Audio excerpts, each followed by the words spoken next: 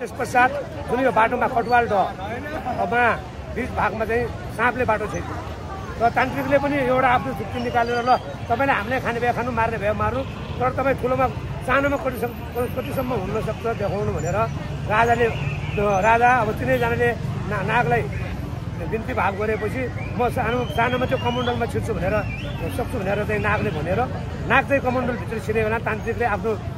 मन्त्रद्वारा चाहिँ त्यो कमण्डललाई छोप्यो छोपेपछि नाग त बाहिर आउनु पाएन र नागलाई चाहिँ कस्तो भन्दाखेरि एउटा वचन लिएर र हामीलाई यो तिमीले यदि यो पुल टार्ने बाटो बनाइदिने हो भने चाहिँ